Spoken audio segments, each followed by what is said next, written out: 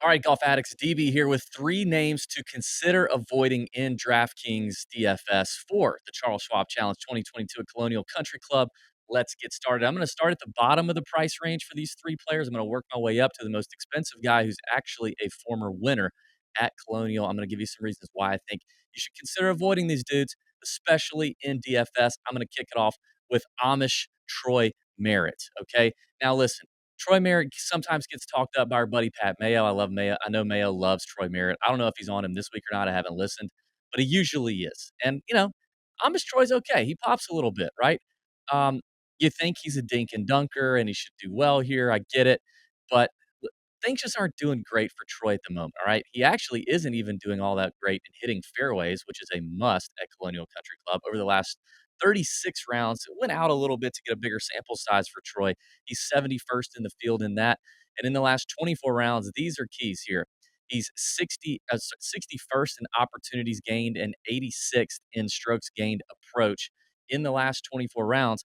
This tends to be a golf course where everybody gets it into the same spot in the fairways, and then you play in from there to give yourself birdie looks. And Amish Troy just isn't doing that. I'm going to share my screen and show you a little bit about what I'm seeing under Troy Merritt's summary over on Fantasy National. You can subscribe to Fantasy National using the promo code TJ, or go to fantasynational.com/TJ and get 20% off any membership. But here we go. If we look at Troy Merritt, we do see, he's really good. He's a really good putter. He always has been. Gained strokes on bent grass, although it's kind of down here. It's not his best surface. POA seems to be his best. I don't love this. Average strokes gained by round difficulty.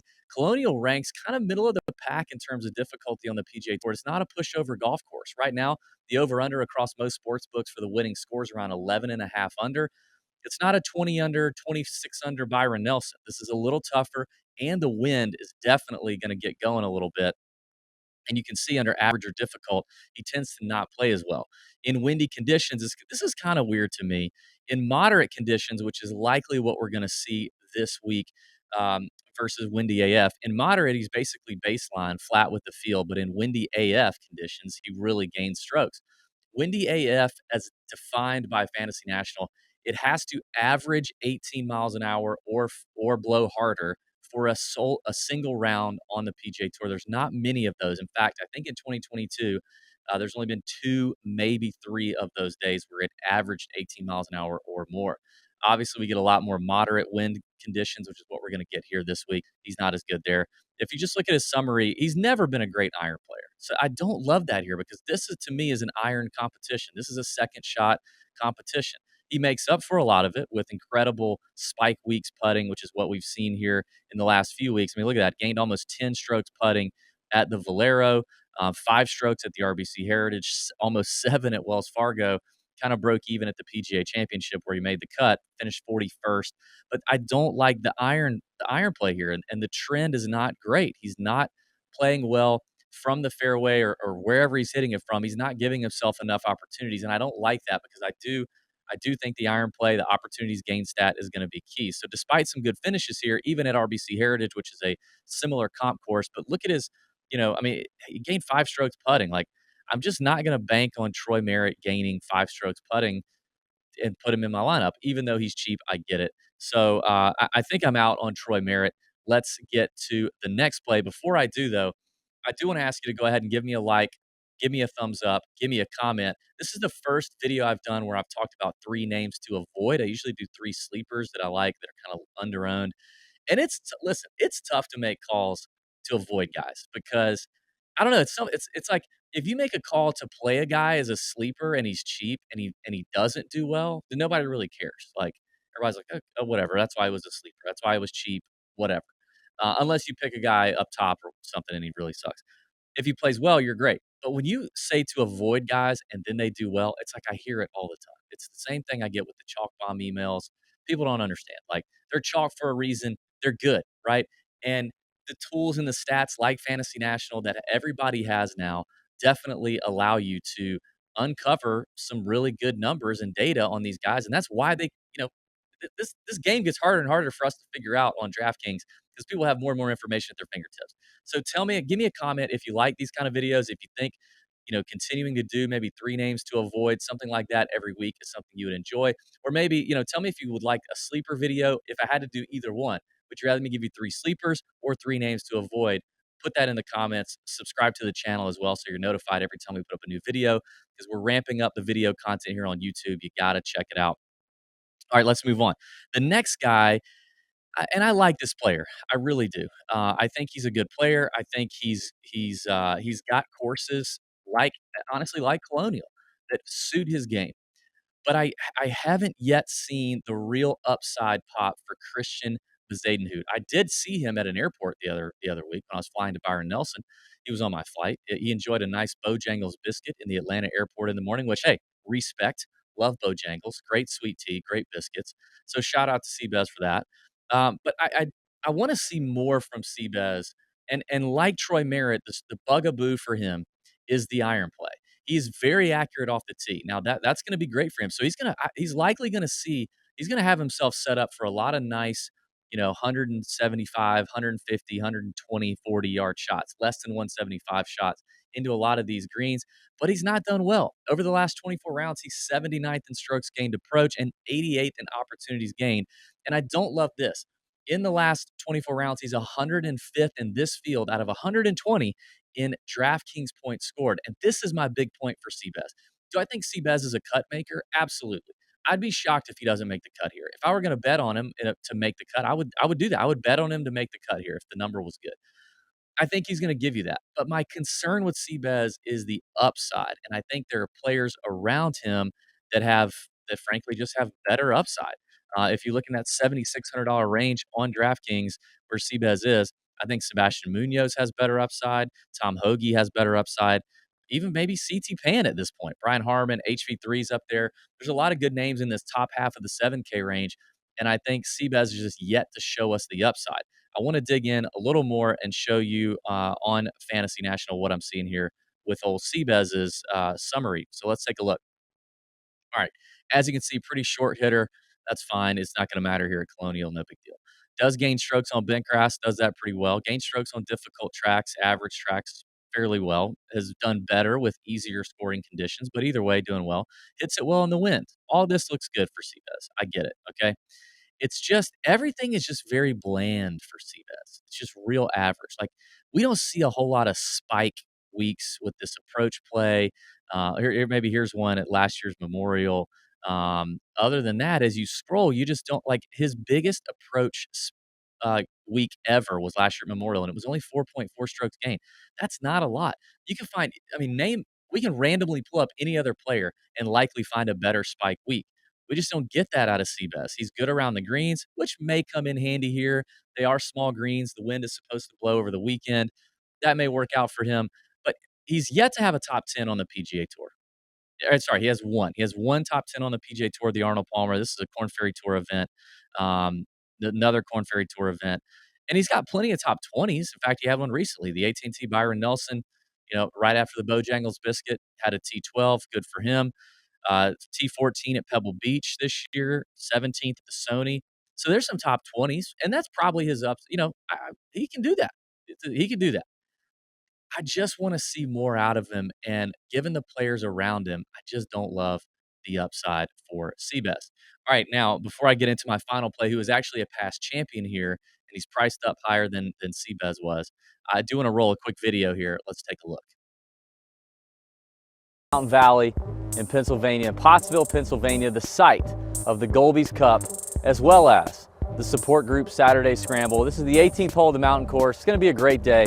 Listen, you've probably played in plenty of scrambles, but have you ever played in a scramble where the scoring is based off DraftKings golf scoring?